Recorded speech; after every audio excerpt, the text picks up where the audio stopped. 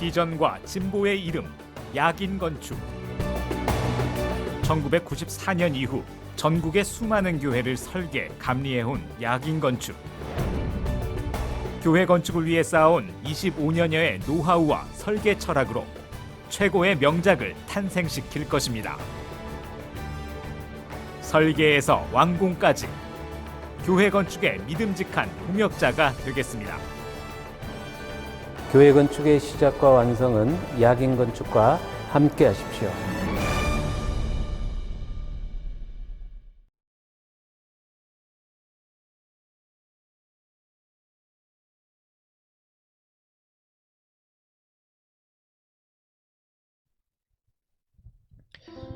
자, 교회 문화 공간, 내부 공간 지금 우리 계획 시리즈로 하고 있는데, 우리 저번 주에 로비, 홀, 그 다음에 현관, 도입부 공간에 대해서 우리 좀 살펴봤죠. 오늘은 그 공간과 결부시켜서 지역사회와 교회가 이렇게 공유하는 문화 공간 계획을 어떻게 우리가 배치하고 또 계획적으로 건축의 공간 계획에 있어서 크게 반영할 내용들 이 위주로 우리 한번 살펴보도록 하겠습니다. 우리가 교회가 문화지향적 기능을 구현해 내려면 건축 설계 내용에서 그와 같은 기능을 할 수 있도록 건축 계획적으로 고려를 해줘야 그게 가능한 거예요. 우리가 그와 같은 고려가 없이 건축 계획을 하고 문화 공간으로 쓰는 것은 좀 안 맞습니다. 기본적인 방향이 안 돼 있기 때문에 안 되거든요. 그래서 우리가 문화 공간, 문화지향적인 교회, 지역 주민이 교회에 부담 없이 와서 공유할 수 있는 공간, 이런 유형들과 배치는 그래서 굉장히 중요합니다. 그것은 교회가 지속 성장을 해 나가는 데 있어서 가장 필요한 여건이 되죠. 우리가 문화 공간의 유형으로서 첫째는 우리가 물론 카페가 가장 이제 흔한 많이 보편적인 문화 공간이 되었어요. 근데 이 카페도 우리가 자세히 들여다보면 그냥 다른 교회가 카페 하니 우리도 카페 해야 되겠다 이렇게 해서 카페 하는 교회가 거의 태반이라는 거죠. 근데 그런 방향 설정 말고 그 지역의 독특한 어떤 향기가 나는 카페, 예를 든다면 그 카페에 단순히 차만 마시고 대화하는 장소가 아니라 거기에 어떤 정보의 기능을 가진다면, 청년들이 카페에 와서 차 마시는데 이 큰 널찍한 공용 공간에서 불특정 다수인이 이렇게 모여서 막 차도 마시잖아요. 그런 일반적인 공공의 기능을 가진 공간과 결부시켜서 사적인 공간, 룸입니다. 룸.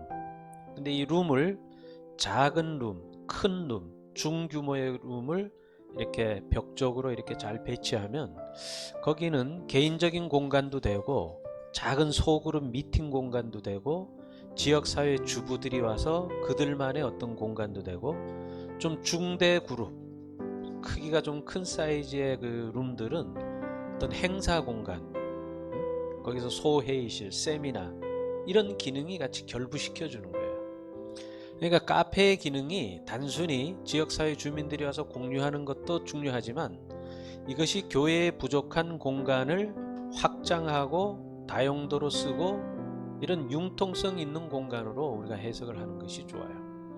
그 다음에 이런 그러니까 문화 공간의 어떤 기능과 또 사적인 공간화 할 수 있는 영역의 구분도 중요하고, 그 옆에 또 한 가지 나간다면은 키즈랜드, 키즈 카페, 키즈 도서관 이런 것들이 카페하고 또 연결을 했을 때 굉장히 시너지 효과를 줄 수가 있어요.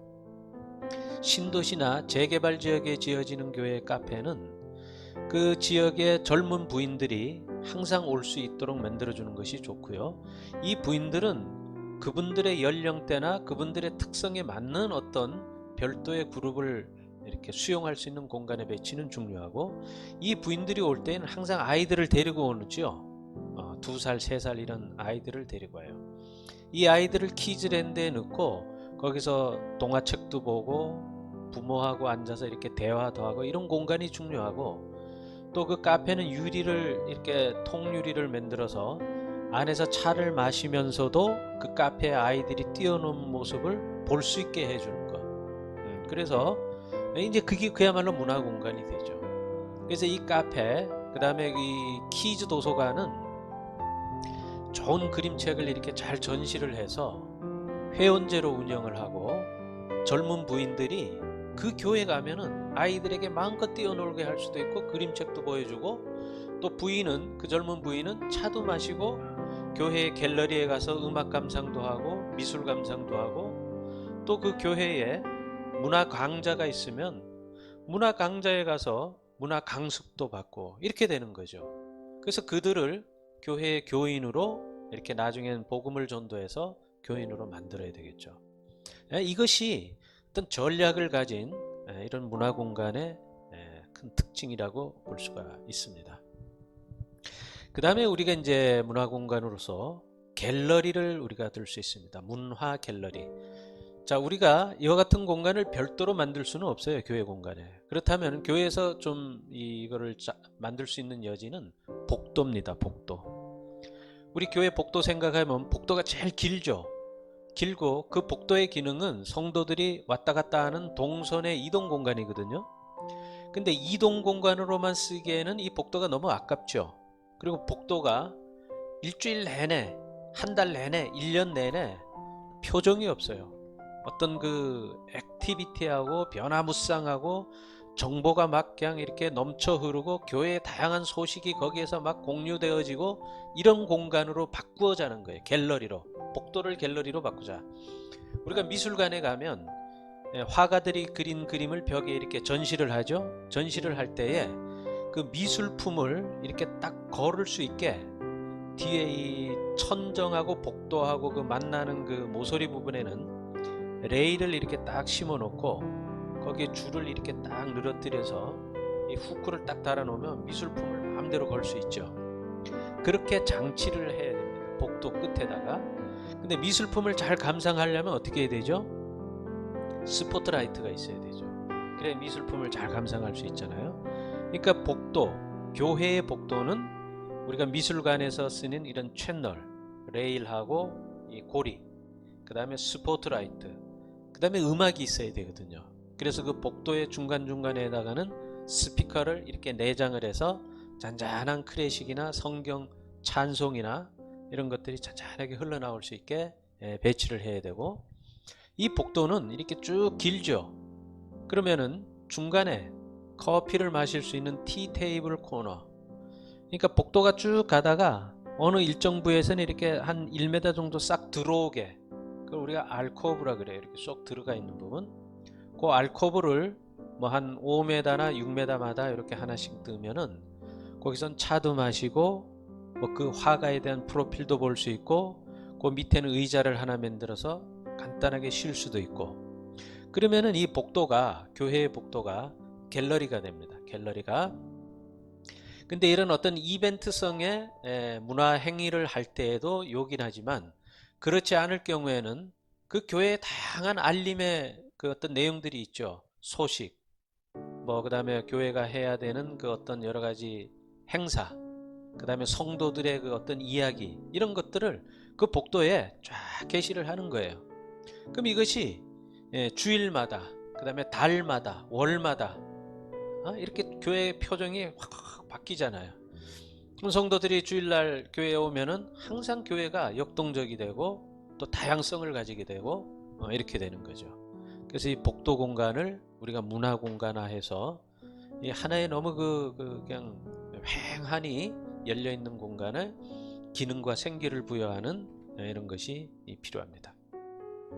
그 다음에 세 번째로 우리가 문화 공간 하면은 빠질 수 없는 공간이 중예배실에 대한 문화홀의 개념으로 활용하는 방안입니다.